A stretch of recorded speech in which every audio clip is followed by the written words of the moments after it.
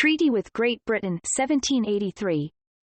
Less than 5 months after the surrender of Cornwallis, the British Parliament passed an act to enable the King to make peace till July 1783.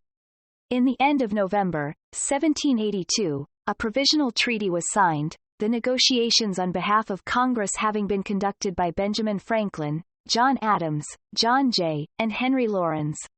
On September 3, 1783, this treaty was made definitive in the form here printed, and the complete independence of the American states acknowledged by Great Britain.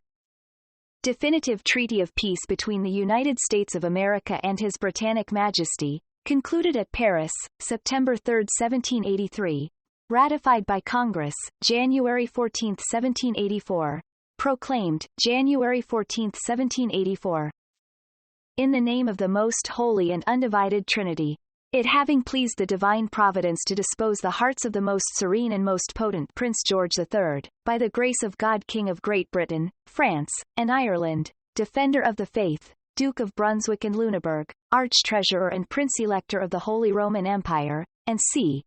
and of the United States of America, to forget all past misunderstandings and differences that have unhappily interrupted the good correspondence and friendship which they mutually wish to restore, and to establish such a beneficial and satisfactory intercourse between the two countries, upon the ground of reciprocal advantages and mutual convenience, as may promote and secure to both perpetual peace and harmony, and having for this desirable end already laid the foundation of peace and reconciliation, by the provisional articles, signed at Paris, on the 30th of November, 1782, by the commissioners empowered on each part, which articles were agreed to be inserted in and to constitute the treaty of peace proposed to be concluded between the Crown of Great Britain and the said United States, but which treaty was not to be concluded until terms of peace should be agreed upon between Great Britain and France, and His Britannic Majesty should be ready to conclude such treaty accordingly, and the treaty between Great Britain and France having since been concluded, His Britannic Majesty and the United States of America,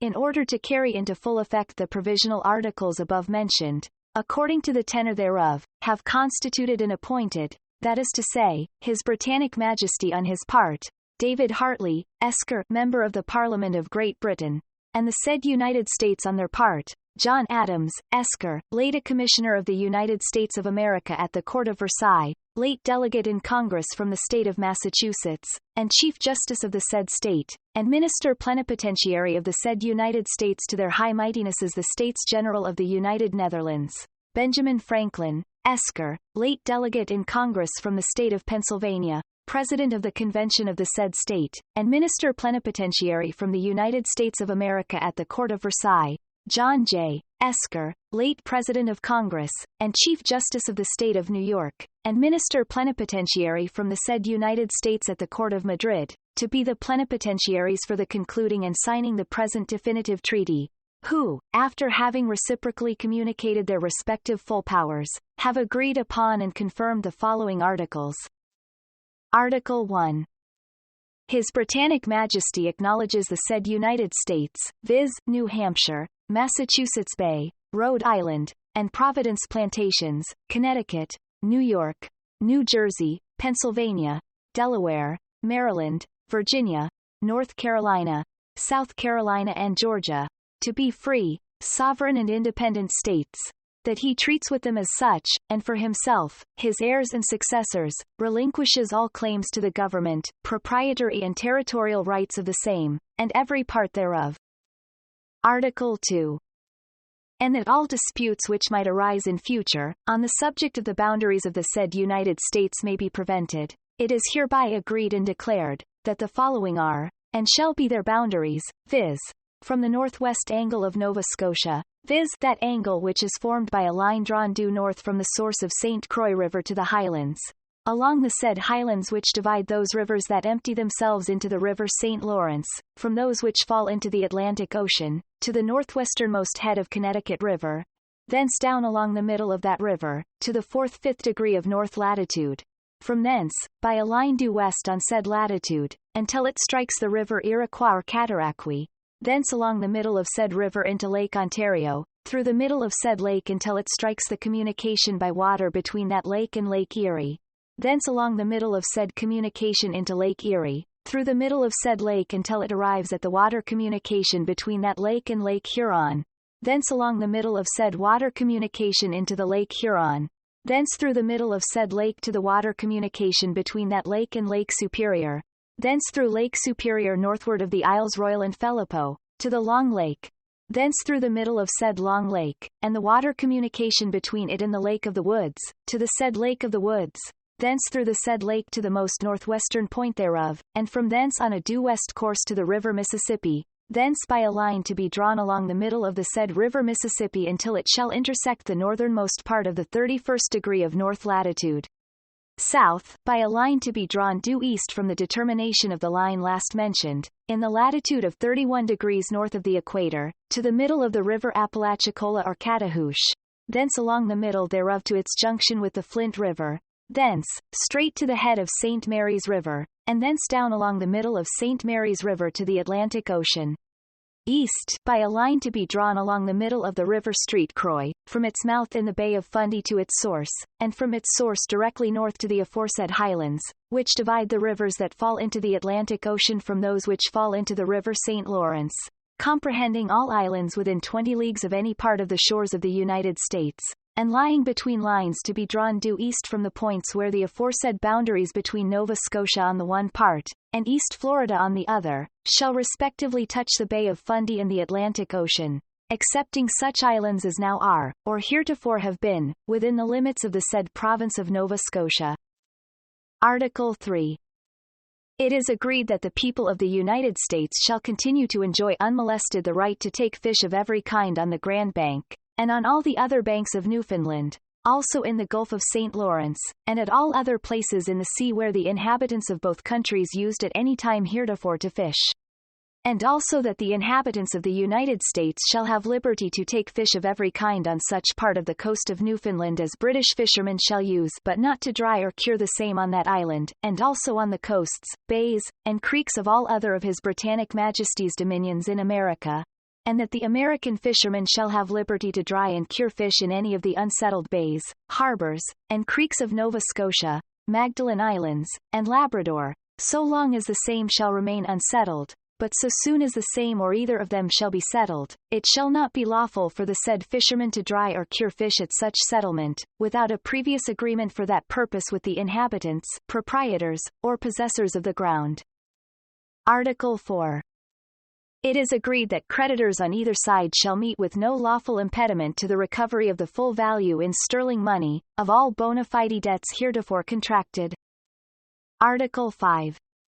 It is agreed that the Congress shall earnestly recommend it to the legislatures of the respective states, to provide for the restitution of all estates, rights, and properties which have been confiscated, belonging to real British subjects, and also of the estates, rights and properties of persons resident in districts in the possession of His Majesty's arms, and who have not borne arms against the said United States.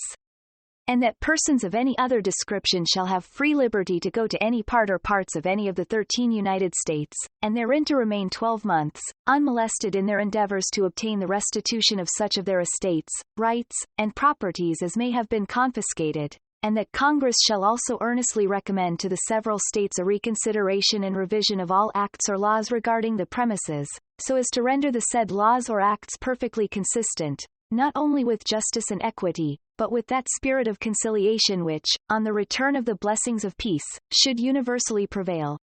And that Congress shall also earnestly recommend to the several states, that the estates, rights, and properties of such last-mentioned persons, shall be restored to them, they refunding to any persons who may be now in possession, the bona fide price, where any has been given, which such persons may have paid on purchasing any of the said lands, rights, or properties, since the confiscation. And it is agreed, that all persons who have any interest in confiscated lands, either by debts, marriage settlements, or otherwise, shall meet with no lawful impediment in the prosecution of their just rights. Article 6.